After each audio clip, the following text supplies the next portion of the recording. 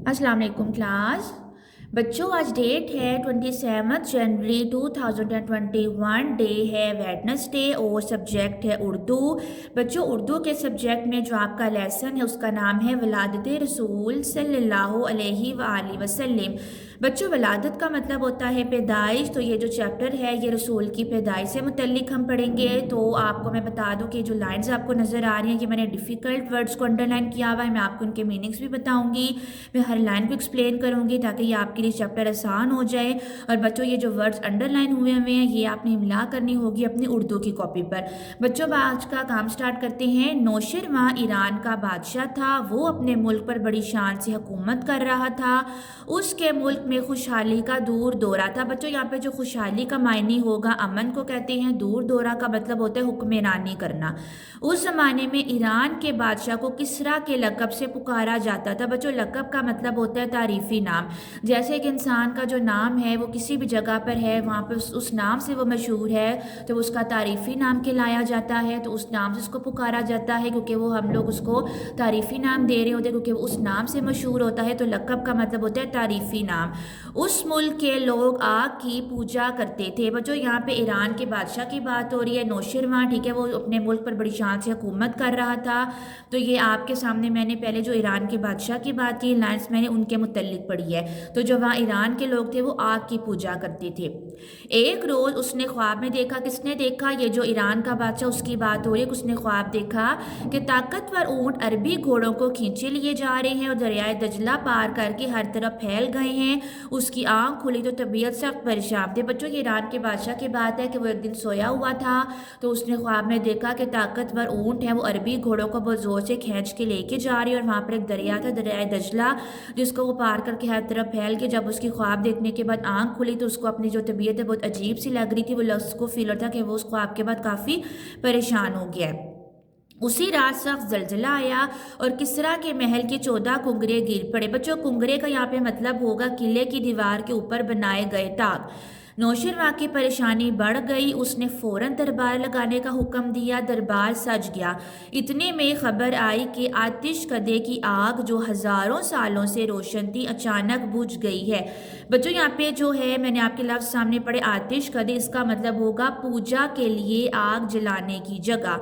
ठीक है, जिस तरह आपने देखा होगा कि इनकी एक जगह होती है, जिस तरह कि हिंदू है जब आग की पूजा करते हैं वहाँ पर इन्होंने एक जगह बनाई होती है तो उसको हम बोलते हैं उसको पूजा जो उन्होंने करनी होती है जिस जगह पे खड़े होके उस जगह को बोलते हैं, आग जिस जगह पे वो जलाते हैं उसको हम आतिश कदा बोलते हैं।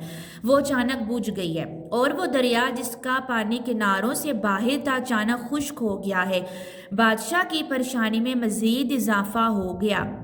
इजाफा का क्या मतलब होगा, एक चीज़ जो बढ़ जाती ज़्यादा से ज़्यादा उसको, जिस तरह इजाफा एक चीज़ है और वह मज़ीद और बढ़ गई, इसको हम इजाफा करना बोलते हैं। उसके बाद है उसने शाही नजूमी को बुलाया और उसे अपना ख्वाब सुनाया। वो बोला लगता है अरब में कोई अजीमुशान वाक़या रोनुमा हुआ है। नौशरवां के जवाब से तसल्ली ना हुई। तसल्ली का मतलब ये होता है कि जिस तरह एक इंसान मुतमईन नहीं होता, एक बात उसके सामने भी कर दी जाए लेकिन वो फिर भी उसका दिल नहीं मान रहा था, वो फिर भी परेशान है, तो इसको कहते हैं कि उसको तसल्ली ना हुई, वो मुतमईन ना हुआ। उसने अरब के ईसाई बादशाह के नाम पैगाम भेजा कि वो अपने माहिर आलिम और नजूमी उसके पास भेजे। बच्चों यहाँ पे जो आलिम है उसका मतलब होता है इल्म, इल्म वाला, उसको इल्म का पता होता है। जिस तरह एक इंसान है उसको काफ़ी अल्लाह ताला की तरफ से एक नॉलेज अल्लाह की तरफ से उसके अंदर आ जाती है कि उसको पता चल जाता है कि आगे क्या होने वाला है। वो सितारों का हिसाब करता है, उनके पास कुछ इस तरह का इल्म होता है कि वो सितारों को देख के हर बात का पता लगा लेते हैं, उनको आलिम बोलती हैं। और नजूमी उसके पास भेजे। ईसाई बादशाह ने फ़ौरन ही एक माहिर ईसाई नजूमी को उसके पास भेज दिया। ईसाई बादशाह, ठीक है, जिन्होंने फ़ौरन ही एक माहिर ईसाई नजूमी को उसके पास भेज दिया। नौशरवां के पूछने से पहले ही ईसाई नजूमी ने बताया कि अल्लाह का आखिरी नबी पैदा हो गया है, जल्द ही ईरान का मुल्क उसके कब्ज़े में आएगा और नौशरवां के 14 जानशीनों के बाद इस मौजूदा सल्तनत का खात्मा हो जाएगा। بچوں یہاں پہ جو جانشینوں کا میں نے لفظ استعمال کیا ہے اس کا مطلب یہ ہوتا ہے کہ اس کو ہم بولیں گے ایک بادشاہ کے بعد آنے والا دوسرا بادشاہ، ٹھیک ہے؟ جس طرح 14 جانشین تھے، مطلب ایک بادشاہ کے بعد آنے والا دوسرا بادشاہ، دوسرے کے بعد تیسرا، اس طرح ہم کو جانشین کی جمع بن گئی ہے جانشینوں، ٹھیک ہے؟ تو یہ جگہ لینے والے کو بولتے ہیں۔ سلطنت کا جانشینوں کے بعد اس موجودہ سلطنت کا خاتمہ ہو جائے گا۔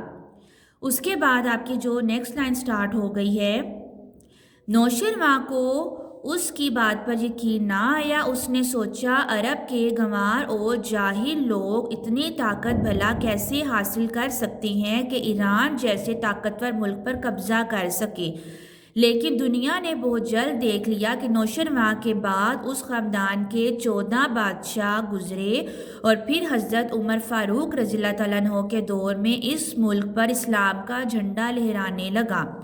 جس دن نوشرواں نے خواب دیکھا تھا وہ 12 ربیع الاول کا وہی دن تھا جب مکہ میں عبد المطلب کے بیٹے عبداللہ کے گھر ایک بچہ پیدا ہوا جس کا نام محمد صلی اللہ علیہ وسلم رکھا گیا۔ آپ صلی اللہ علیہ وسلم کو اللہ نے اپنا آخری نبی بنا کر دنیا کی ہدایت کے لیے بھیجا۔ مسلمان 12 ربیع الاول کا دن بہت جوش و خروش سے مناتے ہیں، لیکن اس دن خوشیاں مناتے ہوئے ہمیں اللہ اور اس کے رسول صلی اللہ علیہ وسلم کے ساتھ یہ عہد بھی کرنا چاہیے کہ ہم اسلام کی تعلیمات پر سچے دل سے عمل کریں گے۔ تو بچوں یہاں پر آج میں نے آپ کے سامنے ہے ولایت رسول کے بارے کی جو ہے وہ ریڈنگ کی ہے۔ یہاں پر میں نے آپ کو سمجھایا ہے، ساتھ ساتھ میں نے آپ کو ہیڈ لائن ایکسپلین کی ہے تاکہ آپ کے لیے جو ہے یہ چیپٹر آسان ہو جائے۔